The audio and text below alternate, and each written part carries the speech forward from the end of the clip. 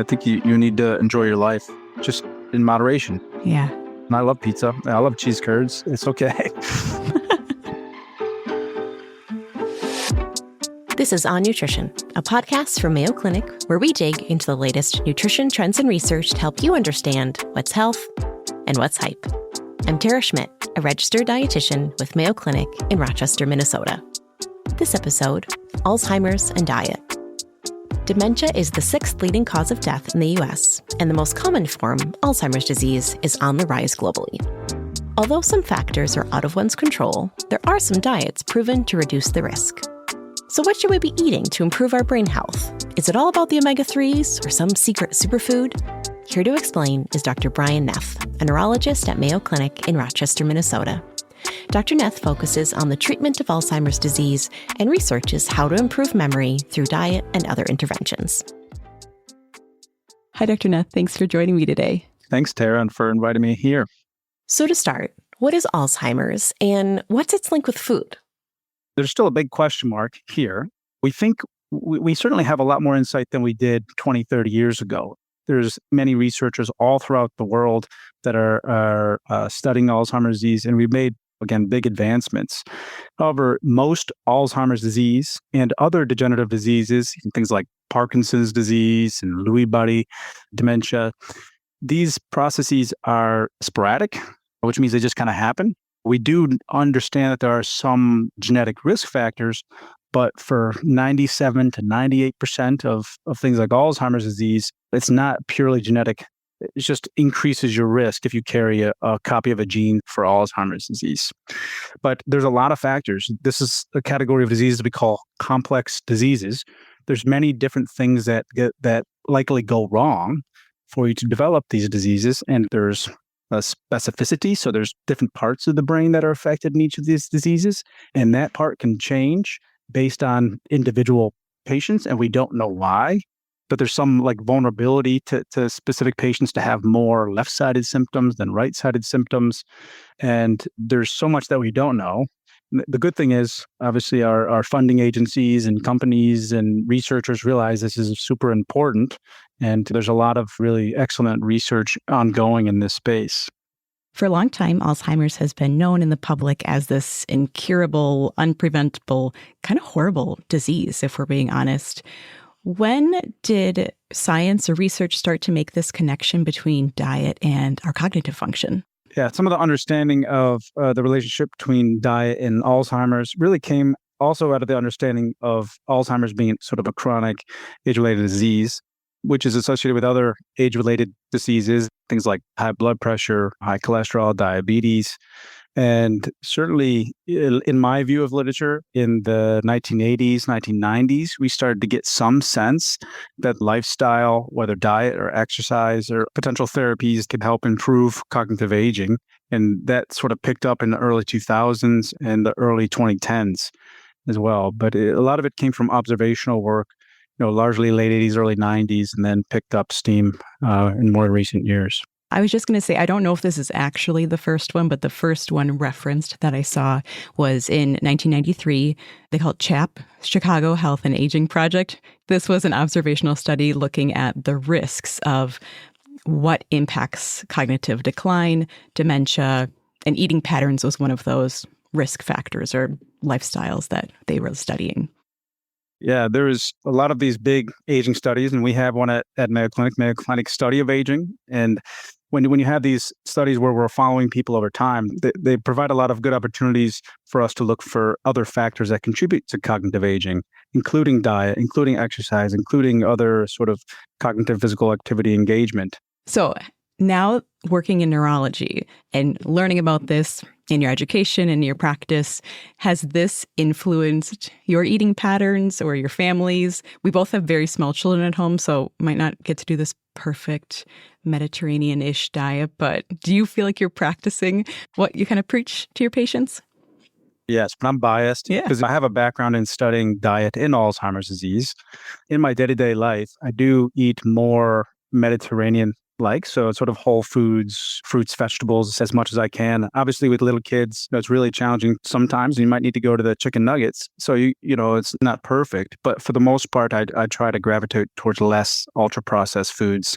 I've experimented in the past with intermittent fasting, but it's largely more in the Mediterranean style. I love olive oil. I love avocados and nuts and berries and that sort of thing. So I've certainly integrated a lot of that.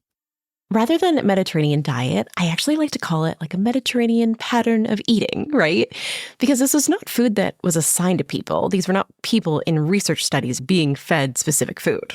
You're right. It's a lifestyle. It's sort of gathered from Greece and Spain and Italy, where they eat whole foods and less processed. Because from my understanding, in the Mediterranean diet is mainly a food of people who might not have had as much funds back in the day, and they were growing a lot of these foods. Yeah, isn't that interesting? So let's talk about some of the foods or food groups that we would see in a Mediterranean pattern of eating. Yeah. So in general, this is, again, whole food type diet, less with the ultra-processed packaged foods, high in fruits, vegetables, nuts. Fish is one meat source that's commonly used, but also you try to stay away from red meats. So leaner meats, sort of chicken and turkey are commonly used. And then the good healthy oils like olive oils are also quite plentiful. We get the sense, at least in the United States, that some of these foods, it can be more expensive to buy fresh fruit and vegetables because they go bad rather than a packaged can of something that's been sitting on the shelf. Olive oil is super expensive, especially real olive oil, because a lot of oils are sort of flavored or might be colored in a certain way to look like olive oil, but it's really canola oil, which has different fat components. I tell patients to look for a green, typically, so a colored glass bottle that says either first press or extra virgin, which mean the same thing to my knowledge. Correct. So the Mediterranean diet is you have large bowls of vegetables and you cook it in olive oil. You want to have the essential whole foods and then sort of do all the combining yourself. And I think that's a principle of the Mediterranean diet. Yeah. When people bring up the concern of cost about Mediterranean, especially because there's been a little bit of pushback, I'm going to say, in the dietitian world to stop promoting only Mediterranean because it can exclude people who don't have the means to have this olive oil in a glass bottle, salmon type deal.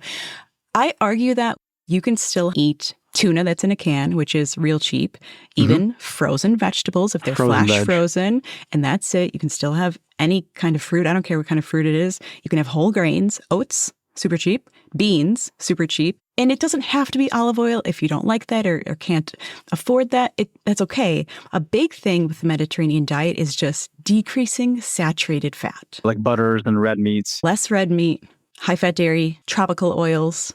But also not being afraid of other fats that are found in the nuts and avocados and the unsaturated oils that we take.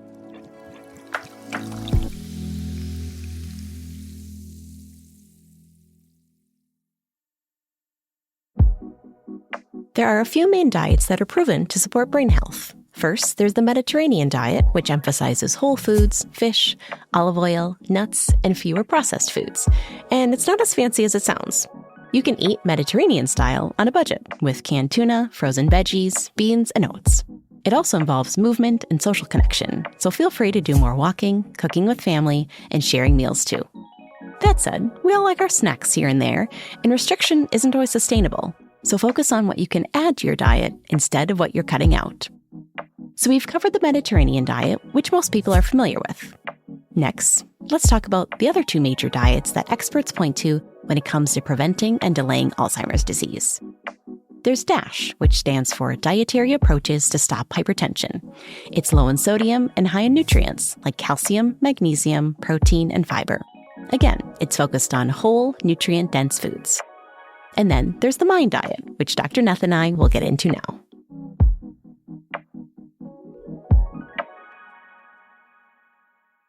MIND is actually a combination of the DASH diet and the Mediterranean diet. So they combine a whole long list of words, and it spells out MIND, M-I-N-D, Mediterranean and DASH, intervention for neurodegenerative delay. Yes. You bet I had that written down on a piece of paper. I did not just pull that out of my brain.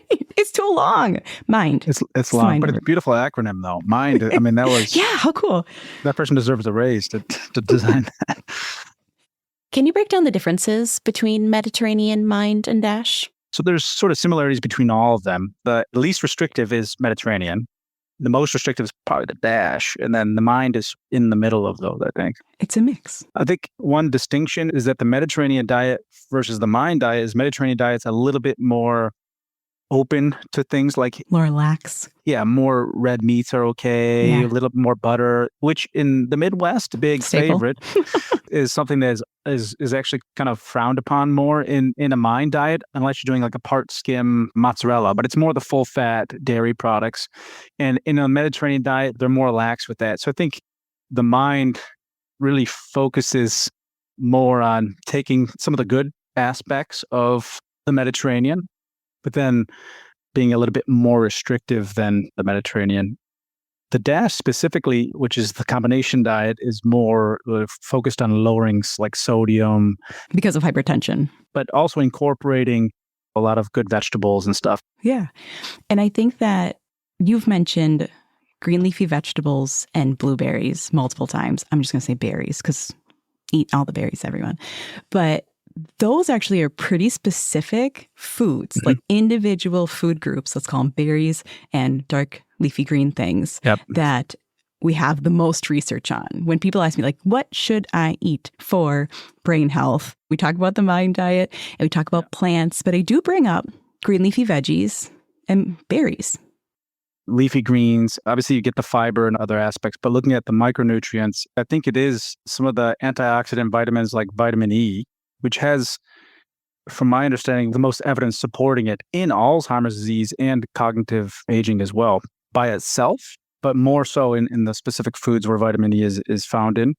So one aspect of doing these dietary interventions is you get these very robust nutrients, but you get multiple versions of them that your body may need. With blueberries, you have some of these chemical compounds that give blueberries or Anthocyanins. There you go. So you give the deep, dark, rich blues and reds and purples. Those colors also produce antioxidant type effects, which has, again, looking at reducing the inflammation, same thing with a vitamin E would do. And then the fats and such that are included, again, provide the omega-3s that are important for brain health and blood vessel health. I like that you brought up kind of the benefits of fat and actually the fat cells in our body. And so when I talk to patients about fatty fish actually being better and using olive oil and nuts and seeds and avocados, sometimes they kind of freak out. That's correct. And part of the study that I helped design, our control diet was the American Heart diet, which is a low-fat diet, really an opposite of a ketogenic diet. I'm very biased, again, because I'm a neurologist and love the brain. Good quality fats are absolutely fundamental for brain health and the health of the cardiovascular system. I grew up in the 90s, and certainly I remember we went from you're eating butter, and then there was a war on eggs, and then we switched to margarine because that was better than butter, but it turns out it was probably worse than butter. And now people don't know what to think. And then butter was on Time magazine, right? It said like butter is back. That confused the heck out of everyone. Yes, it did. And you can see people and patients in clinic when they grew up, those really developmental years, a lot of their food preferences can even be based on what they were being told by the government or the food pyramids of the day. And it's quite interesting because it changes quite often. And that's a kind of a blessing and a curse of nutrition, right? It's fast moving, which can be overwhelming for myself, even as a dietitian and you as a physician. And if it's overwhelming for us, let's think about the rest of the population who's just trying to understand what healthy dieting means. The only other one I'm going to bring up is fiber, which is a big old group of whole grains and fruits and vegetables and beans. There's not a specific food, but fiber, which is going to come from plants, likely exclusively, right? That can provide us with more antioxidants, more anti-inflammatory processes, has been linked to kind of protecting our brain against age-related neurodegenerative conditions, so Alzheimer's and Parkinson's included. Yeah, I think it's really fundamental. Again, going more towards those whole foods. because I can eat a strawberry or I can take some strawberry and juice it. I don't know if we do that, but you want to eat the food in its natural form because the fibers are important. There's nutrients and such in there. It actually helps slow digestion. Mhm. It affects the gut microbiome, which has been linked to different brain diseases and brain health. So the gut-brain connection. Hugely And- popular right now. What are the most essential nutrients we need from our foods if we're trying to target good brain health? Yeah, there's a couple things. So if we think about proteins, but they also have a lot of nutrients in them. When we look at olive oils and some of the omega-3s, they, particularly for brain health, which is really made up largely of fats and oils and cholesterol, it's important to have the good quality fats that make up the cell membranes in the brain to have good brain health. There's also some micronutrients like vitamin E that might be present in some of those fats. And that's where you get to the vegetables and some of the fruits, which have a lot of good fibers, which can help some of the insulin spikes when you're eating some sugars as well. Yes. But they also have a lot of the micronutrients, the vitamin E's, some of the vitamin A's, and other stuff that have been studied. And the MIND diet, which includes the Mediterranean and a DASH type diet, focuses more on those micronutrients that is coming from green leafy vegetables and things like blueberries and other dark fruits. Yeah. DASH, we're looking at calcium, we're looking at potassium, a little bit more than Mediterranean. Yeah. Because that was intentional, right? For high blood pressure, hypertension. And as you said, to start out, as Mediterranean is like a lifestyle. It was more organic and it was more of a way of living and way of enjoying food. And there's a sociability aspect to that as well. That's quite important. So you were eating meals with others when possible. And preparing meals with others. Oh, preparing too.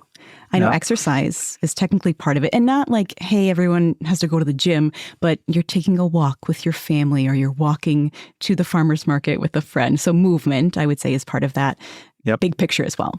Yep. You'll see a lot of diet studies, and in the MIND diet, they're also looking at adding on an exercise component, but it is all related. We can't look at any of these sort of lifestyle interventions in isolation. It's quite important to make sure that we're focusing on the whole health and not one specific area. I completely agree.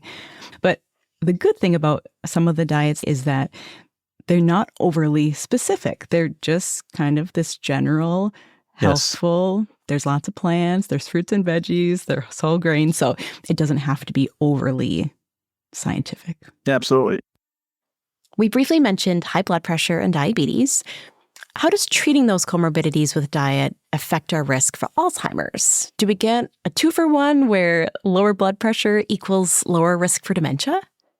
A lot of risk factors for brain diseases such as Alzheimer's disease and the other degenerative dementias are a lot of cardiovascular and metabolic conditions. So having high blood pressure, having diabetes, these have all been related time and time again with age-related degenerative diseases like Alzheimer's disease. So if you're having these diets that also can have a beneficial effect, treating blood pressure, lowering blood pressure, or decreasing insulin resistance, they could potentially decrease your risk for the development of these age-related diseases. So we talked a lot about the good foods, and I like to focus on the beneficial things. I don't like to use the word bad, but let's talk about foods that potentially put us at higher risk for these conditions. You have mentioned ultra-processed foods. Yes. Yeah, so ultra-processed foods is big. So essentially anything that, I've heard this from other sources, but anything that like your grandfather or great-grandfather wouldn't recognize if they saw it in front of them. So that's where we get back to the whole food. So ultra-processed foods, I mean, most foods are processed. Even if you get an apple at the grocery store, someone touched that apple. And that's fine, but it's really changing the form and then really manipulating the food, decreasing the fiber, but manipulating the food in order to make it taste better and probably fly off the shelves and shelf stable. There's also some benefit to it. Stay on the shelf as well. But it's typically fried foods. So deep fat fried foods are something that's more frowned upon. Saturated fats come from there. A lot of pastries and donuts are also something that's frowned upon in all these diets. Because again, saturated fats have been one of the types of nutrients that time and time again has been shown to be harmful for brain health. But you can't go too far one way, because if you go on a very restrictive diet where you're not eating any fats, you're going to have cravings because your body is craving some level of fat. So there's always a way to improve what you're eating, but Yes. we're not going to pretend like this is black and white. So the biggest thing you've mentioned is saturated fats and added sugars, I would say. Sure. Both limited intentionally in the DASH mind and Mediterranean diet, which is exactly why red meat, which is pigs and cows, things that walk on four legs, they have saturated fat. So red meat, high-fat dairy is obviously going to be saturated fat as well, or mostly saturated fat. And then you don't typically get a donut or a pastry or a sweet without some like butter in there. And again, I will not make my very famous chocolate chip cookies without butter. I'm not going to do the applesauce thing. That freaks me out. They're not going to taste the same. We're going to eat the very good chocolate chip cookies and eat one and not make them every day, right? Yeah, absolutely. I mean, I think you need to enjoy your life just in moderation, particularly sort of highlighting the social aspect of it. Unless you have specific, health concerns such as celiac disease where you can't eat gluten and such, having some pizza, even just once a week, or you can have 1 or 1.5 or 2 slices rather than 4 or 5. With my salad. Yes, with your salad to fill you up and get your micronutrients. But I think that's certainly the life and dietary habits that I have and will continue to have. We still want to enjoy our lives, and I love pizza. I love cheese curds. It's okay. But you can't eat a whole bag of the curds or just have a couple here and there. Like cold cheese curds? Fresh, squeaky. No one ever knows what that curds. means. Not fried. They are cold from the fridge and they squeak. They're squeak. Well, that's when they're fresh. If they're not fresh, they don't squeak. But we live close to some good cheese factories. So. How strong would you rate the evidence that diet and Alzheimer's are linked? I do think a lot of diets high in saturated fats and more the typical Western diet has time and time again been shown to be worse for cognitive aging and higher risk for Alzheimer's disease. So when you see multiple studies over multiple different locations throughout the world show that, I think that we have to understand that there's probably a link. But again, it's not in isolation. It's not like the diet is leading to the disease. It leads to increased risk for all cardiovascular metabolic conditions and other age-related degenerative diseases. So we have to kind of think having diabetes is a risk factor for Alzheimer's disease, and we can't just blame it only on poor diet. The diet sort of leads to a lot of other changes and other lifestyle. You might not be exercising as much. You might not be as social. You might not have other aspects that are seen or other lifestyle aspects that are important for brain health. So it's not direct, right? Poor nutrition doesn't cause Alzheimer's, but it puts us at risk for it, and especially puts us at risk for the other illnesses sometimes that precede Alzheimer's. Correct. What about the opposite, the evidence that a healthy diet can decrease the risk of Alzheimer's? What studies have been done? So there was a recent study, the Mayo diet, the team from Rush University in one of the Harvard programs, large study. I believe there was 600 patients enrolled in that study, following them for 3 years, where they actually tested Mind diet, including supplementation with berries and I believe nuts and olive oils. And they compared that versus a controlled diet. Both of these diets were mild caloric restriction with a goal, I think, of a little bit of weight loss. Okay. But the Mind diet had more focus on those nutrients. When you look at the individual data, it looks like both diets, and this is following people who had no cognitive impairments, but they had risk for Alzheimer's. We saw that there was initial improvement in a global thinking score, cognitive score. It had 12 different tests associated with it. And then there was a little dipping, but they still were higher at year 3 than they started. The study from 2015 from the Rush group also showed that there's a slowing of decline. But the best direct evidence comes from that Mind study, which, again, improved cognition to some extent, but it wasn't more than the controlled diet, which is actually something that we see in a lot of diet-specific studies. And I think it's because you have people that were focusing on their health. And when you focus on your health, regardless of diet, I think that's quite important because you're a lot more in tune. Even if some diet studies are caloric restriction to lose weight, some are caloric neutral, almost everyone loses weight because you're actually focusing on what you're eating and probably exercising more, even though we tell you to stay the same, and all this other stuff that has some effect on the brain health. And one thing that I have seen in terms of delaying the progression of Alzheimer's is just this plant-based diet, which we've said a million times. Because that has been shown to improve blood sugar, insulin resistance, like you said, and cholesterol, now our blood vessels are more protected. And now we have a lower risk of stroke and dementia. And again, now we're talking about the health of our brain tissue, which is associated with Alzheimer's. That's correct. There's an entity in the cognitive aging and imaging world. It's called white matter hyperintensities. And there's these little white spots that you can see on some of the brain images. And this is related to risk factors like high blood pressure. But these are changes that happen over really years or decades of life. But we know seeing these little spots, even though someone might not have any symptoms from it or no memory loss, that's a risk factor for many brain diseases. And by focusing on some of these dietary interventions, which could also impact blood sugars and blood pressure, you'd have the likelihood of decreasing even those types of spots, which are important for brain health. When patients have Alzheimer's, sometimes depending on their symptoms, there's actually some nutritional risks there or changes to their nutritional eating, drinking patterns. Do you want to talk about some of those? Yes, it depends on Alzheimer's and other dementias. It depends on what parts of the brain are affected by some of the symptoms that you get. But certainly we ask about and are aware of patients who have changes in food preferences. I personally see a lot of patients that crave sweets more, simple sugar type sweets. So you'll see a lot of snacking throughout the day. But there's also the whole other side of the spectrum where people won't remember to eat. So you need reminders. And that's when you go into a nutrient deficiency. So you can have patients that gain 20, 30, 40 pounds because they're snacking and eating sugar, or the opposite, where people start to become frail and nutrient deficient, which is probably even worse because we know that frailty and not having the adequate nutrition, particularly that protein and micronutrients, is quite bad for mortality, for longevity of life, even if you have Alzheimer's or are otherwise healthy. It tends to be a U-shaped curve, right? Where patients who are very underweight or low weight have higher risk, right, of mortality, morbidity. And then it kind of slows down. We've got these moderate, typically like a BMI of 27, 28 tends to be the lowest part of that U. And then we get into diagnoses of overweight and obesity, and it goes back up. So not that you have to be a perfect weight, but it tends to be a U-shaped curve. It is. And we see that a lot throughout medicine as well. There's a sweet spot and you kind of want to be in there. You want to be robust, right? Because you're talking about like falls and other, sometimes you trip. If you fall down, you don't want to break a hip. But if you have a little cushion, there you go, that's a good word. That's what we say. If you have a little cushion, you're able to take it more than if you're very thin, which it largely could be a nutritional problem.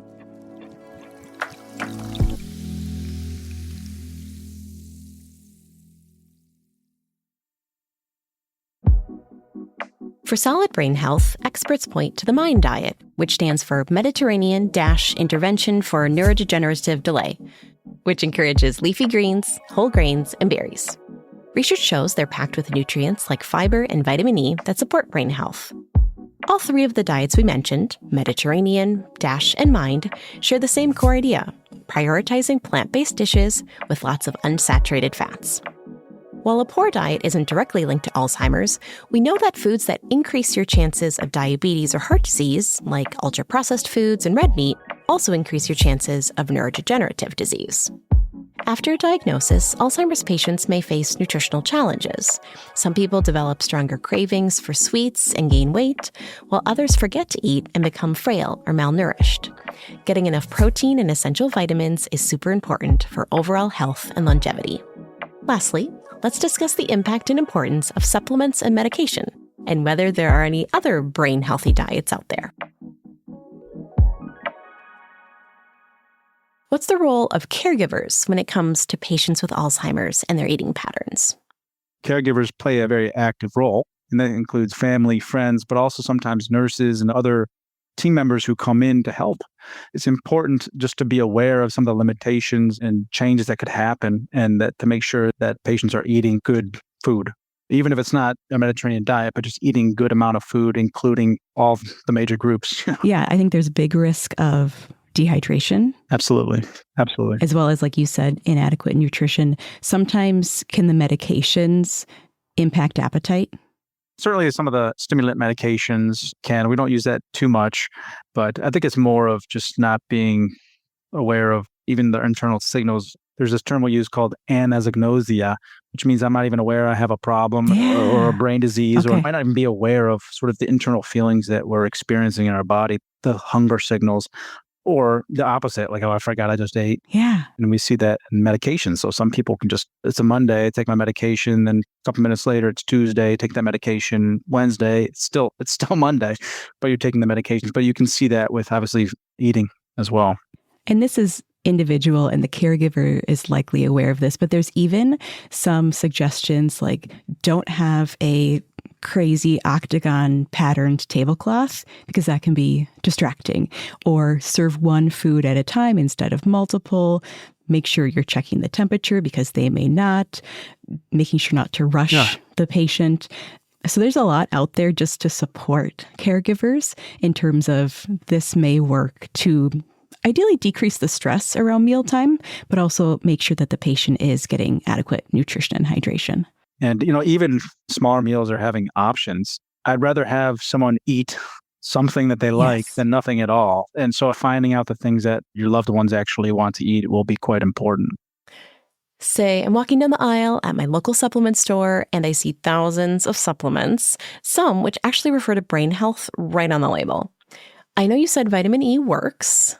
Are there any other supplements that are helpful? So this is a question we get in clinic at least 10 times a week. And I can tell you, but in general, the answer is we don't know, okay? Because these supplements or even things that are marketed towards brain health really haven't been studied in randomized clinical trials, which is really the gold standard of level of evidence for us to kind of talk about in clinic.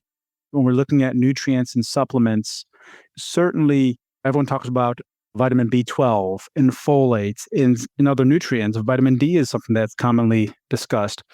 In general, unless you have a clear deficiency, it's not something that we can recommend on mass scale other than something like a vitamin E, which has at least probably the strongest evidence in the space. And even omega-3s, you can have fish oil. I think it's good, but might be just as beneficial just to eat some olive oil or some fish, and probably more. And something that was brought up in the MIND diet, but most big diet studies, is that there's benefits to whole foods more so than the individual nutrients themselves. So you get the fibers, you get other versions of these vitamins that we're not getting if we're isolating one specific vitamin in a pill. I think you mentioned keto before. So let's talk about other diets. Keto, intermittent fasting, and those are not only trendy, I'm going to say, but they also sometimes are used clinically. So if you had a patient come into your office and say, should I do keto or should I do intermittent fasting to prevent or decrease my risk of Alzheimer's, what would your answer be? Tough question.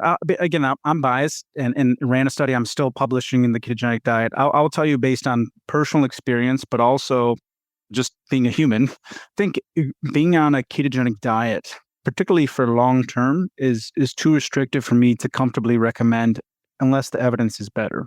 Being on a ketogenic diet for a year probably is not something you want to do, but there could potentially be benefits if you go on a few weeks at a time, even like 3 or 4 weeks, twice a year. Okay. So every 6 months, you go on these short stretches, because that will actually improve some of the insulin signaling pathways, improve the balance of the lipids as well. But obviously, the ketogenic diet is very restrictive. So it's something that probably too restrictive to recommend. Intermittent fasting is interesting. I don't know of any large studies, but essentially the only thing that's restricted in intermittent fasting is time. I like it more, and something that I actually do myself, because it doesn't restrict food groups. You still have to be cautious for two things. One, you need to get all your nutrients. You need to get your calories, unless you're trying to lose weight. But two is, particularly if you're not eating lunch and breakfast, is binging and overeating. And when your stress hormones are up because you haven't eaten all day, particularly when you first start, you overeat, and you overeat the bad stuff that is going to be counterproductive to this. You still have to have a healthy diet, even if you're doing intermittent fasting. There's no perfect diet in that sense, which goes back to really the Mediterranean type diet, which I think is probably best overall. So I think that evidence has concluded for us that the MIND diet is beneficial for prevention. Am I supposed to go on the MIND diet when I turn 18. I don't have to worry about it until I'm 50. When should we start to really focus on this style of diet, if that's a risk in our family or if it's a personal concern? It goes back to the lifestyle, especially in the Western world and America. We think of diets as restrictions, but also something you're going to do just for a short amount of time because you want to get ready for summer, right? I think if you integrate a lifestyle or some routine where you're changing the way you eat, and it doesn't have to be all or nothing. And it's probably the best way to think about diet. It's a lifestyle sort of thing, more so than a specific time period. When someone gets a diagnosis of Alzheimer's, is it kind of too late, or should they change their diet immediately? How large of changes should someone really make, and can they make now that they have that diagnosis? Yeah. With Alzheimer's disease, it's a degenerative disease of the brain. It's not curable. Mm-hmm. And we have new medications now that help, but it still gets worse over time. So I think this has to be, any advice that we give is in that context. So certainly when you come to Mayo and see us, we're going to talk about diet. It's important to talk about brain health and lifestyle and other interventions. And we do talk about Mediterranean diet mainly, these whole food type diets, because that's where the literature, as we just talked about, lies. But I'm always frank with patients and say, look, if you enjoy having a bowl of ice cream, I think it's fine to have a bowl of ice cream. Yeah. There's benefits to these diets, but you have to enjoy your life. You need to enjoy every single aspect of it, including eating things you enjoy. Yeah, my 85-year-olds in cardiac rehab, if they have drank whole milk their whole life, I'm not going to ask them to stop. Yeah. Right? We shouldn't. We're good. And if we get to 85, They're doing pretty good. They're doing pretty good. Something went right. I feel like I need to go eat like a salad with salmon and olive oil and something very Mediterranean tonight. I really appreciate your time and your expertise. So thank you, Dr. Neth, for being here today. Yeah, well, thanks for having me.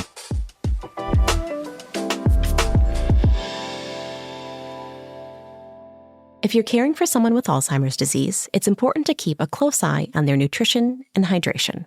They might forget to eat or lose awareness of their hunger signals. It's crucial to be patient, minimize distractions during mealtimes, and offer foods the person enjoys. Any nutrition is better than none. And when it comes to supplements, eating whole foods is far more beneficial than relying on pills. Above all, life should be enjoyed, and food is part of that joy. Diagnosis or not, there's nothing wrong with the occasional treat, like ice cream or a little cheese curd. That's all for this episode. But if you have a follow-up question, leave us a voicemail at 507-538-6272. We'll answer it in a future episode. For more On Nutrition episodes and resources, check us out online at mayoclinic.org/onnutrition. And if you found this show helpful, please subscribe and make sure to rate and review us on Apple Podcasts or your favorite podcast app. It really helps others find our show. Thanks for listening. And until next time, eat well and be well.